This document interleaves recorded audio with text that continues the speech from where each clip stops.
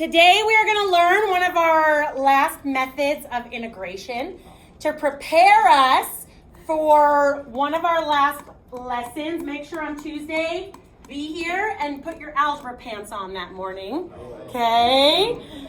All right, so we're going to learn U-Substitution today. Oh, we already. We already what? We already did that. We did that. So does that mean I shouldn't teach it, Ethan? Yeah. Okay, Ethan, think before you speak sometimes, my friend, okay? Okay, day 12, U-Substitution.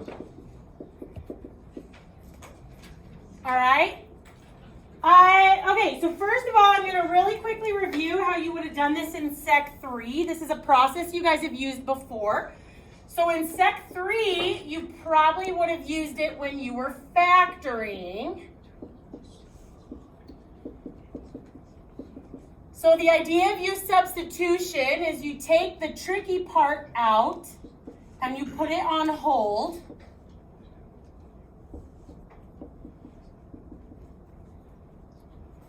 Right? Is that familiar? Yes. Oh, good. Then you factor.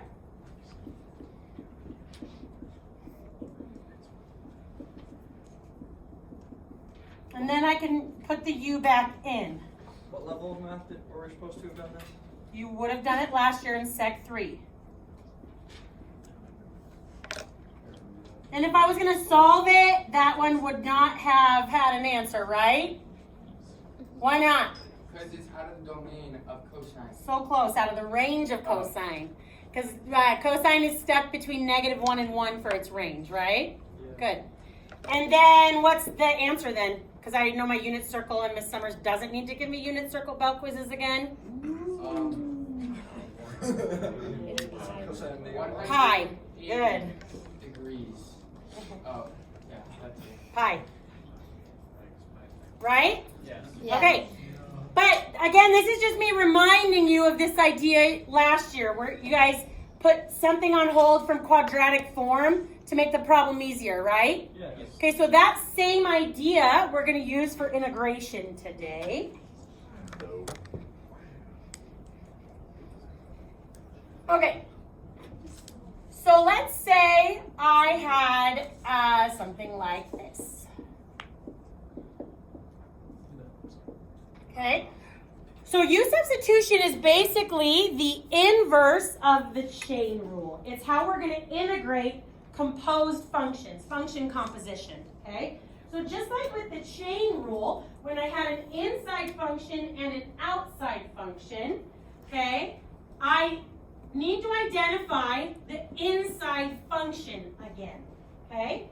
The inside function is my U. So look at that, and can someone raise their hand and tell me, what do you think the inside function is? What function is plugged into another one? Sean? Got it. So that's our U. Our U is always the inside function. Okay? Yes? Isn't this one like a product rule too? No. Is there no product rule with the... There's no product rule for integrals in AP calculus. In BC calculus, it's called integration by parties, but we'll cover that. Okay? So now, I have 6x e to the u dx. Well, that doesn't look any easier. If anything, I feel like that looks harder because now there's more than one variable in it, right? So I actually need to put the whole integral in terms of u, meaning I need to get a du. Well, I'm going to use this implicitly derived. If I derive this implicitly, meaning multiply by the derivative coefficients, right? I end up with this. Don't cross off the dx over dx. We're going to use it this time. Okay? Implicit differentiation. Dx over dx. Because the variable I just derived was an x. You just found the derivative of u. Yes. Okay. Now, the timesing by 1 doesn't matter, right? Now, instead of reducing away the dx over dx, I actually instead want to see if I can figure out a way to substitute this away, okay? So instead of dividing this out, instead, I'm actually going to times both sides by dx. Okay.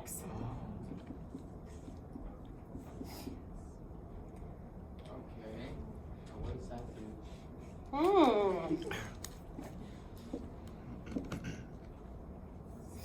So you do. Wait.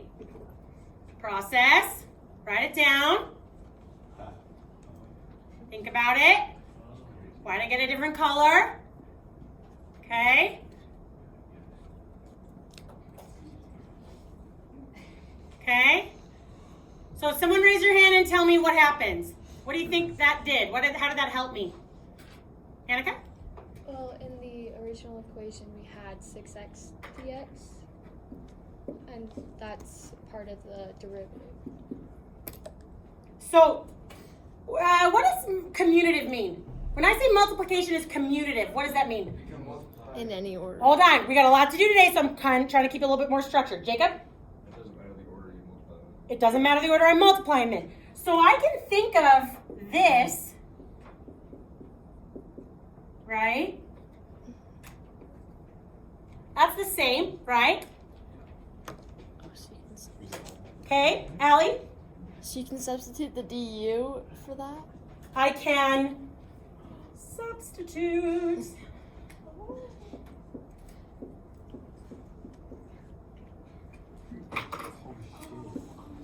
Oh shoot. Bro, I'm recording. Oh, I'm gonna get exposed. Yeah. You can tell you really just created. Okay, hold on. No. We can't do the side combos today. We got too much to do. I'm keeping us focused today. Okay? Does that make it easier? Yes. Yeah. Because I know how to anti-derive e to the u, right? It's just e to the u plus c. Plus c. But just like when you did quadratic u substitution last year, the u we're putting on hold. We're not getting rid of it. We're putting it on hold to make the problem easier, right? Now I got to put it back in because the original equation was in terms of x. So my answer has to be in terms of x. Okay? What? Oh, yeah.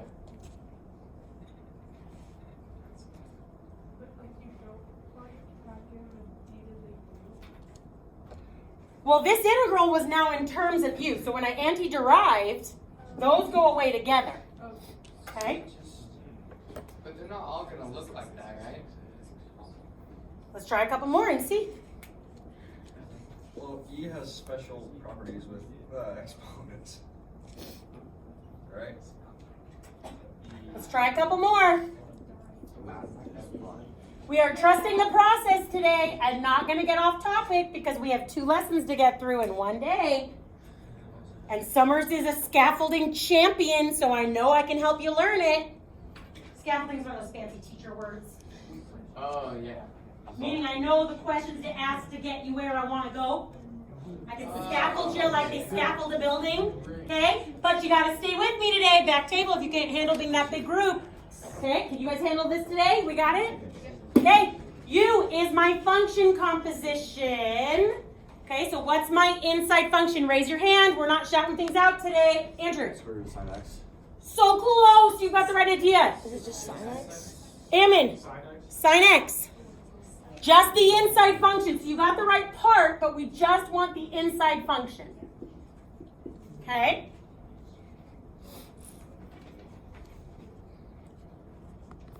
Okay, Allie, your job is to keep an eye on this and make sure what I'm writing on the board is in the window. Okay, sounds Thanks, good. girl.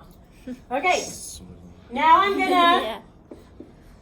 Was it this year I tried the swivel or was it last year? Must have been last year. Must have been last This, year. do you guys know what a swivel is? I used to try that so it would try and follow me. But it's a joke. As soon as you block the line of sight, so you know I'm like a spaz, right, when I teach. So if I did that, then the swivel would go offline. You have to like stay in direct line the whole time. So I even tried putting it in my top bun sometimes to see if that would work. It didn't work. Okay, so now find your du. Derivative of cosine, sine, I mean. It's just cosine.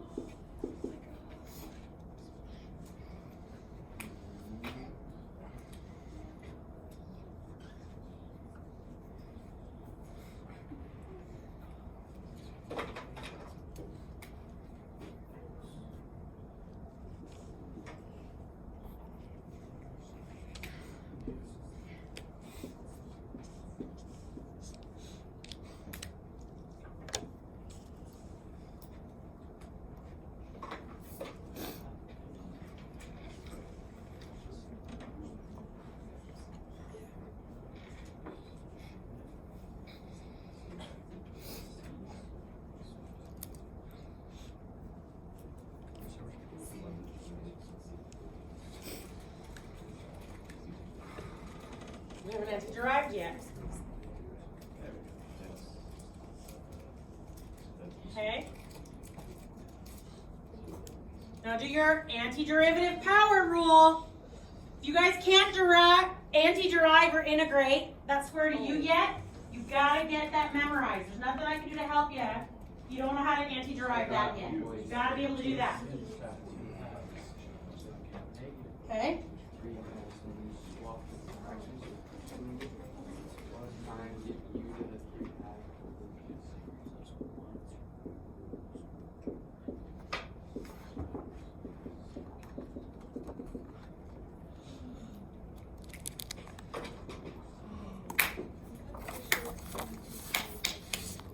Light word.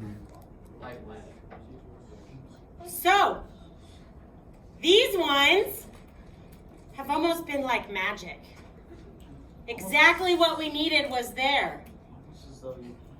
It's as though I planned it that way, Trevor says. He's correct. What happens, though, if that's not the case? You guys solve. We'll see. Oh. Hey. Do we need to move this?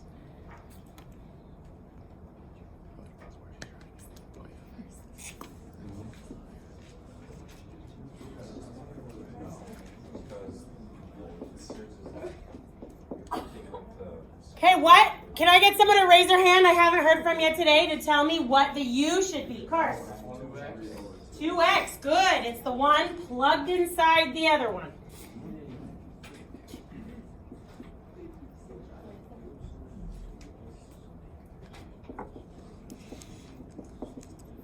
Alright.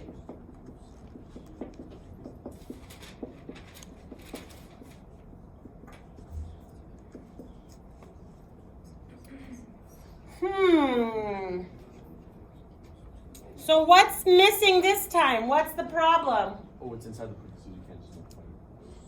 Yeah, well, because the 2x inside the parentheses is my u, right? So that's already going away. But I can't do it, but there's not another 2 here, right? Well, I don't like being told I can't do something, so I'm just going to put it there. Oh, oops. I went back.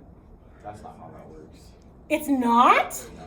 I can't just put a 2 where I want it to be? I mean, maybe. Wait, hold on. Quiet, say that louder. Not unless you put a 2 in the denominator. What if I do that too? Oh my gosh, you forgot about the Is that allowed now? Yeah. Yeah, because it's like timesing by 1. So now I've made it so that I haven't changed the expression, but I can still do a direct substitution. Multiply by what? The reciprocal and the inverse? What's it? It's the multiplicative inverse, it's the reciprocal. So it's like I'm timesing by 1. So now I can take this cosine u times du. So 1/2 sine of u plus c, or 1/2 sine 2x plus c. I think you guys are ready to try a couple. I'm going to give you 3 to try with your neighbors.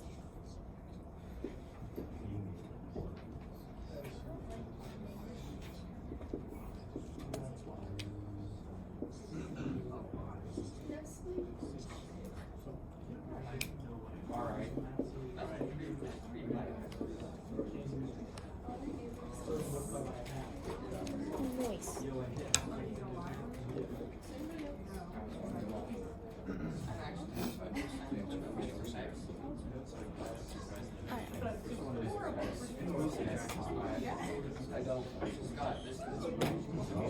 I learned better. For me, if I just sit there and use organization. Okay, try those three with your neighbors. You have 6 minutes. Let's start with the first. So you beat to the 5. To the fifth? Yeah, x to the power of It's 5. supposed to be 5.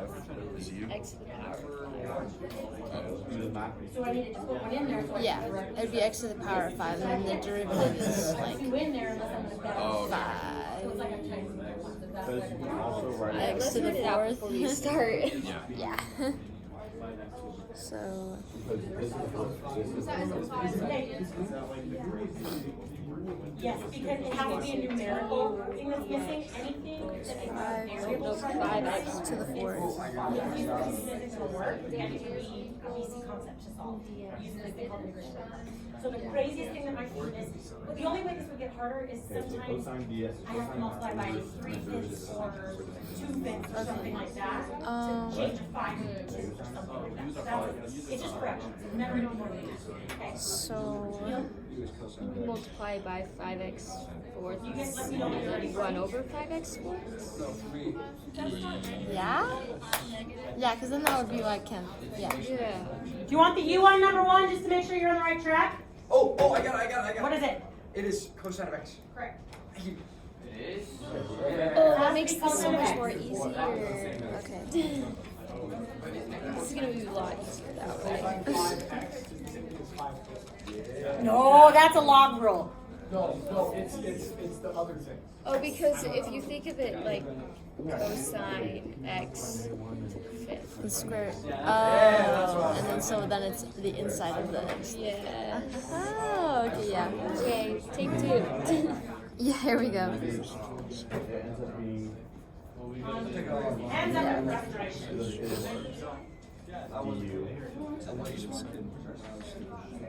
Yes. Yeah, negative sine. Are you doing okay? So then it's Plug in a negative. Yeah. Yeah. You have to. Do you put on the outside too? Technically, I think we should just for like the practice. So put on But the inside like, and the outside. well, yeah, because would you put a negative on the outside? Yeah, because that's like. Because then it Yeah, cancels but out the that's negative like in the end. multiplying to 1, because if you multiply by negative 1, it's different. When you multiply by a negative over a negative,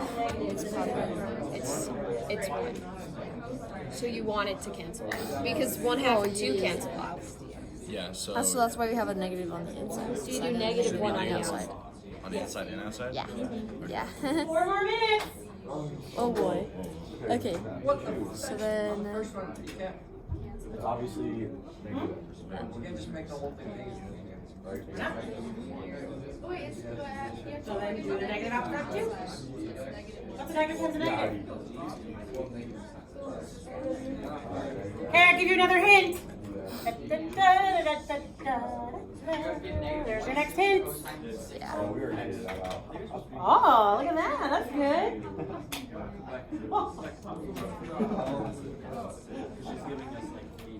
U is negative x, and then derived is negative 1. 1/6 And then All right, that one. Good job. x. Huh? So negative 1/6